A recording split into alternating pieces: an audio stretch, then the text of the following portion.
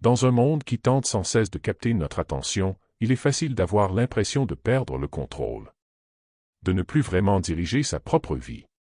Pourtant, les stoïciens l'avaient compris il y a des siècles, le véritable pouvoir ne se trouve ni dans les circonstances extérieures, ni dans l'opinion des autres, il est en nous. Aujourd'hui, je vais partager avec toi 8 méthodes simples et puissantes pour reprendre doucement mais sûrement le pouvoir sur toi-même. Pas besoin de tout changer du jour au lendemain. Pas besoin d'être parfait.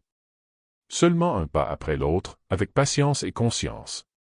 Si tu cherches à retrouver ton calme intérieur, à redevenir maître de ton esprit et de ta vie, alors reste avec moi. Cette vidéo est faite pour toi. 1. Accepte pleinement ta responsabilité personnelle. Reprendre le pouvoir sur soi-même commence par un principe fondamental, accepter pleinement sa responsabilité personnelle. Cela peut sembler évident, mais en réalité, c'est un changement intérieur très profond. Lorsque nous rejetons la faute sur les autres, sur les circonstances, sur la malchance, nous abandonnons un morceau de notre pouvoir. Chaque fois que nous disons « ce n'est pas de ma faute », nous créons une distance entre nous et notre capacité d'agir. Nous devenons spectateurs de notre vie, au lieu d'en être les véritables acteurs. Dans la philosophie stoïcienne, il est clairement établi que notre pouvoir réside dans nos choix, nos jugements, nos actions. Nous ne contrôlons pas les événements, mais nous contrôlons notre manière d'y réagir. C'est cette distinction qui nous redonne de la force. Accepter sa responsabilité personnelle, c'est dire « Je choisis comment je réagis, peu importe ce qui m'arrive ».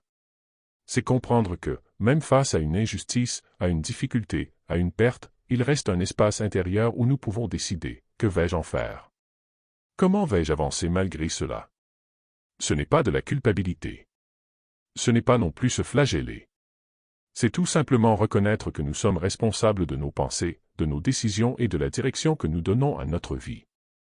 Concrètement, cela commence par observer nos réactions automatiques. Quand quelque chose va mal, prenons un instant pour nous demander « Qu'est-ce que je peux faire, ici et maintenant, pour reprendre le contrôle ?» Parfois, c'est simplement accepter que l'émotion est là. Parfois, c'est prendre une décision plus alignée avec nos valeurs.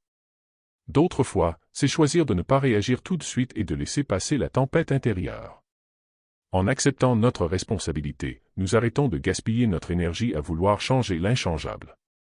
Nous la redirigeons vers ce que nous pouvons réellement transformer, nous-mêmes. Chaque jour est une nouvelle occasion de reprendre ce pouvoir. Même dans les petites choses, choisir notre attitude au réveil, notre manière de parler aux autres, notre façon de gérer un contretemps. À travers ces choix répétés, notre force intérieure grandit. Nous devenons moins dépendants des circonstances extérieures pour être en paix. Nous apprenons à bâtir cette paix de l'intérieur, pierre après pierre. Se réapproprier sa vie commence par ce premier pas humble mais immense, prendre l'entière responsabilité de soi-même, avec patience, avec bienveillance, mais surtout avec engagement. Et c'est ainsi que, doucement mais sûrement, nous reprenons le pouvoir sur notre existence. 2. Clarifie tes valeurs fondamentales. Pour vraiment reprendre le pouvoir sur soi-même, il est essentiel de clarifier ses valeurs fondamentales. Car sans valeurs claires, notre vie devient comme un navire sans gouvernail, à la merci des vents et des vagues. Nos valeurs, ce sont ces principes invisibles qui orientent nos décisions, nos priorités, nos engagements. Quand elles sont floues ou mal définies, nous nous laissons facilement emporter par l'opinion des autres, par la peur, par le besoin d'approbation. Nous devenons vulnérables aux influences extérieures, et chaque difficulté peut nous faire douter ou changer de cap. Clarifier ses valeurs, c'est revenir à l'essentiel. C'est se demander, qu'est-ce qui compte vraiment pour moi, au-delà des attentes, au-delà des pressions sociales? Est-ce l'honnêteté? La liberté intérieure? La bienveillance? La persévérance? Le respect de soi? Ces réponses ne viennent pas toujours instantanément. Elles demandent parfois de la réflexion, parfois même du temps. Mais une fois trouvées, elles deviennent des repères stables dans le tumulte de la vie. Un stoïcien comme Épictète nous rappelait que la liberté véritable naît de notre capacité à vivre en accord avec nos principes. Cela signifie que même lorsque la situation est difficile, même lorsque les autres choisissent des chemins différents, nous pouvons rester fidèles à ce que nous avons décidé d'honorer. Prenons un exemple concret. Si l'une de tes valeurs profondes est l'intégrité, alors, même sous la pression, tu refuseras de mentir pour te protéger. Ce choix, peut-être difficile sur le moment, nourrira ta force intérieure. Tu sauras que tu n'as pas trahi ce qui est essentiel pour toi. Et ce genre de fidélité à soi-même construit une véritable confiance intérieure. Clarifier ses valeurs, c'est aussi simplifier sa vie. Chaque fois qu'une décision se présente, tu n'as plus besoin d'hésiter indéfiniment. Tu peux te demander, est-ce aligné avec mes valeurs, oui ou non? Ce filtre rend les choix plus limpides. Il réduit la confusion, l'anxiété, les regrets. Pour avancer dans cette démarche, tu peux prendre un moment de calme, écrire les 3 ou 4 valeurs qui te semblent les plus importantes. Pas celles que la société te dit d'avoir. Pas celles que tu aimerais avoir. Celles que tu ressens profondément, celles qui te donnent le sentiment d'être pleinement toi-même. Puis, dans ta vie quotidienne, observe, tes actions reflètent-elles ces valeurs? Tes paroles sont-elles cohérentes avec elles? Si oui, continue d'avancer avec confiance. Sinon, ajuste doucement ta trajectoire, sans te juger, mais avec la détermination de redevenir maître de ta vie.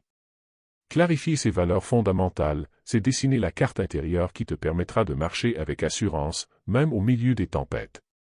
C'est ainsi que, jour après jour, tu renforces ton pouvoir personnel, ton alignement intérieur et ta capacité à avancer sereinement, quelles que soient les circonstances.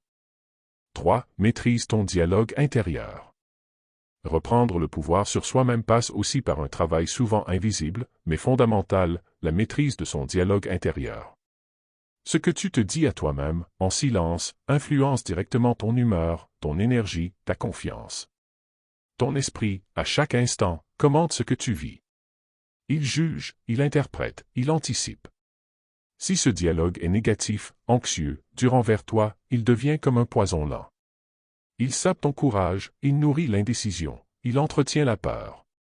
Les stoïciens l'avaient bien compris, notre plus grand pouvoir n'est pas sur les événements, mais sur nos pensées.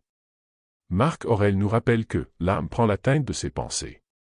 Si tu laisses ton dialogue intérieur devenir un torrent de critiques et de doutes, tu finis par voir le monde et toi-même à travers une lentille déformée. Maîtriser son dialogue intérieur ne signifie pas se mentir ou tout embellir artificiellement. Cela veut dire cultiver une voix intérieure juste, calme, encourageante. Quand une difficulté surgit, au lieu de te dire « je n'y arriverai jamais », tu peux apprendre à te dire « c'est difficile, oui, mais je vais avancer un pas à la fois ». Quand une erreur est commise, plutôt que de penser « je suis nul », tu peux corriger ta pensée « j'ai fait une erreur, j'en tire une leçon ». Ce changement d'attitude intérieure demande de l'attention. Chaque jour, observez les mots que tu te dis. Et petit à petit, remplacez l'auto-sabotage par l'auto-soutien. Non pas dans l'illusion ou l'orgueil, mais dans une lucidité bienveillante. Imagine ton esprit comme un jardin. Si tu laisses pousser les mauvaises herbes de la peur, du mépris de soi, elles envahissent tout. Mais si tu choisis de semer des graines de courage, de patience, de confiance modeste, alors ton jardin intérieur devient un lieu de force tranquille. La maîtrise du dialogue intérieur est une discipline douce mais puissante. Elle ne demande pas d'effort brutal, juste une vigilance bienveillante, chaque jour, à chaque instant. C'est en devenant le gardien de ta parole intérieure que tu reconstruis ton pouvoir sur toi-même. 4. Pratique la résistance volontaire. Pour reprendre le pouvoir sur toi-même, il existe une pratique essentielle, la résistance volontaire. C'est une idée simple, mais puissante. Il s'agit de choisir, délibérément, de te priver de certaines facilités, de sortir, de ton plein gré, de ta zone de confort. Non pas parce que la vie t'y force, mais parce que toi, tu choisis de t'y entraîner. Les stoïciens pratiquaient cela régulièrement. Sénèque, par exemple, passait certains jours à vivre avec très peu de confort, à porter des vêtements simples, à manger des repas frugaux, pour s'entraîner à ne pas dépendre du luxe ou du confort matériel. Il ne cherchait pas à se punir. Il cherchait à se renforcer intérieurement. La résistance volontaire, c'est décider de marcher parfois sous la pluie sans râler. C'est te lever au même quand tu pourrais rester au lit. C'est repousser une gratification immédiate pour construire quelque chose de plus solide à long terme. En pratiquant cela, tu apprends à ne pas être esclave de tes envies passagères. Tu redeviens le maître de tes choix. Petit à petit, tu renforces ta capacité à dire non à ce qui t'affaiblit et oui à ce qui t'élève. Et cela n'a pas besoin d'être extrême. Commence par de petites résistances volontaires. Retarder un plaisir. Supporter une petite frustration sans céder. Terminer une tâche même quand tu n'en as plus envie.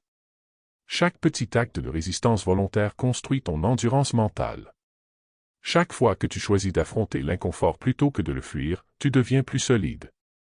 Plus libre aussi, car ton humeur, ta force, ne dépendent plus des circonstances. La résistance volontaire est donc un chemin discret mais sûr vers la vraie puissance intérieure. Celle qui ne se voit pas toujours de l'extérieur, mais qui éclaire tout ton être de l'intérieur. 5. Apprends à dire non, calmement. Reprendre le pouvoir sur soi-même, c'est aussi apprendre une compétence essentielle, dire non, calmement. Beaucoup pensent que dire non, c'est être dur, froid, ou même égoïste. Mais en réalité, dire non est un acte de respect, respect envers soi-même et envers les autres. Dire oui à tout, par peur de déplaire ou d'être mal vu, finit par t'éloigner de ta propre vie. Tu t'engages dans des choses qui ne te ressemblent pas. Tu te retrouves fatigué, frustré, parfois même en colère contre toi-même. Et tout cela, simplement parce que tu n'as pas osé poser une limite claire. Dire non, c'est affirmer ton espace. C'est montrer que tu es conscient de ton énergie, de ton temps, de tes priorités. Et il n'est pas nécessaire de le faire avec agressivité. Un non dit avec calme, sans justification excessive, est souvent plus respecté qu'un oui forcé. Les stoïciens enseignaient que notre véritable pouvoir réside dans notre capacité à choisir nos actions et nos engagements. Et chaque fois que tu dis non à ce qui ne t'élève pas, tu dis oui à ce qui te construit vraiment. Apprendre à dire non, ce n'est pas se fermer au monde. C'est, au contraire, ouvrir plus d'espace pour ce qui est vraiment important pour toi. C'est refuser de te disperser. C'est choisir consciemment où tu mets ton attention, ton énergie, ta présence. Et cela s'apprend. Au début, il peut y avoir une gêne. Mais plus tu pratiques, plus ton non devient naturel, posé et respectueux. Un simple « non, merci » ou « je ne peux pas m'engager dans cela pour le moment », dit avec douceur mais fermeté, suffit souvent. En maîtrisant l'art de dire non calmement, tu affirmes ton autonomie intérieure. Tu deviens moins influençable, plus centré. Et progressivement, tu récupères ton temps, ton énergie, et surtout, ton estime de toi-même. 6. Développe ta capacité à rester silencieux. Dans un monde où tout le monde parle, commente, réagit, développer sa capacité à rester silencieux est un véritable pouvoir. Le silence n'est pas une absence. Il n'est pas une faiblesse. Le silence est une force tranquille, une preuve de maîtrise intérieure. Quand tu choisis de te taire, tu crées un espace. Un espace pour observer sans être emporté par l'agitation extérieure. Un espace pour comprendre avant de réagir. Un espace pour ressentir, pour analyser, pour voir les choses telles qu'elles sont vraiment. Le stoïcisme nous enseigne que nous ne devons pas être esclaves de nos impulsions.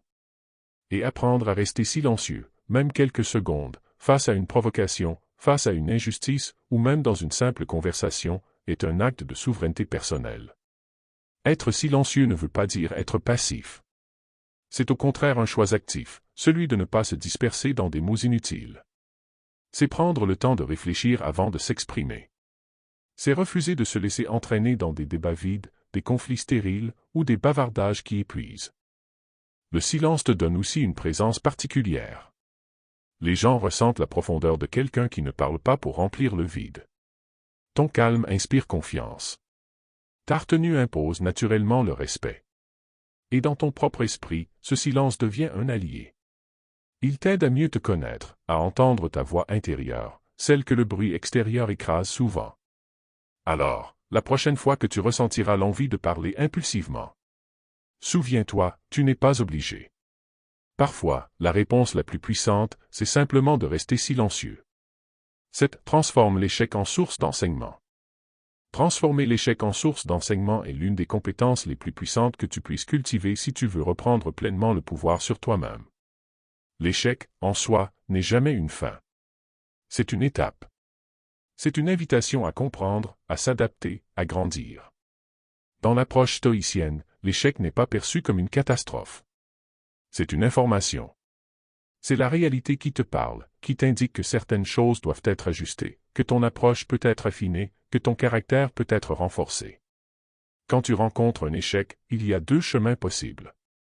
Le premier est celui du découragement, du blâme et de l'apitoiement. Le second est celui de l'observation, de la compréhension, puis de l'amélioration. Reprendre le pouvoir sur toi-même, c'est choisir le deuxième chemin. C'est regarder ton échec avec calme et lucidité. C'est te poser simplement. Qu'est-ce que cet événement m'enseigne? Quelles compétences dois-je encore développer?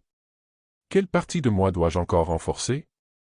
Chaque échec devient alors une sorte de maître silencieux. Il te pousse à te dépasser, à revoir ta manière de penser, d'agir, d'interagir. Et surtout, en adoptant cette posture intérieure, tu développes une force que peu de gens possèdent.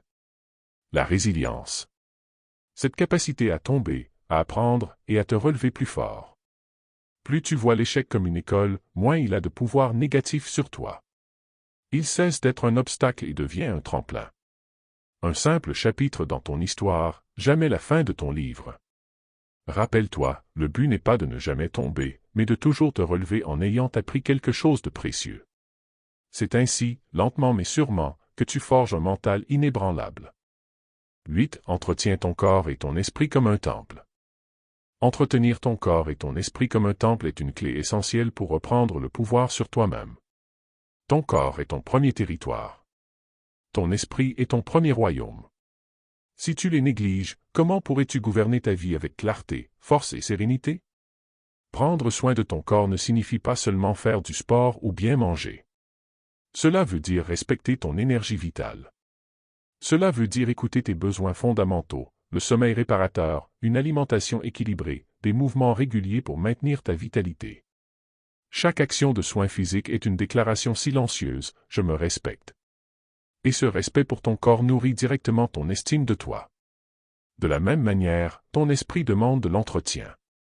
Pas en l'inondant d'informations inutiles, mais en le nourrissant d'idées élevées, de réflexions profondes, de lectures inspirantes. En cultivant la gratitude, en pratiquant la méditation, en prenant du temps pour le silence et la réflexion. Le stoïcisme nous enseigne que nous ne devons pas laisser notre esprit devenir une terre en friche.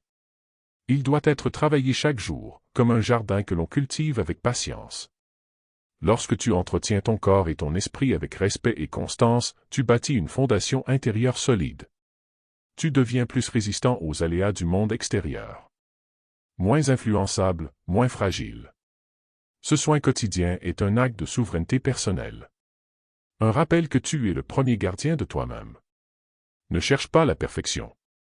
Cherche la discipline tranquille. Un pas à la fois, chaque jour. Parce que ton corps et ton esprit sont les instruments avec lesquels tu traverseras toute ta vie. Et plus ils seront solides, plus ton pouvoir intérieur grandira. Reprendre le pouvoir sur soi-même n'est pas un exploit réservé à quelques rares privilégiés. C'est un chemin accessible à chacun d'entre nous. Un chemin fait de petits choix répétés, de gestes simples mais puissants, jour après jour. En cultivant la responsabilité, la clarté, la maîtrise intérieure et la discipline, tu redeviens le véritable maître de ta vie. Et plus tu avances, plus tu sens cette force tranquille grandir en toi. Si ce voyage intérieur résonne avec toi, je t'invite à t'abonner à cette chaîne. Ici, nous avançons ensemble, pas à pas, pour construire un esprit solide et une vie alignée sur nos valeurs les plus profondes. Merci d'avoir été là aujourd'hui.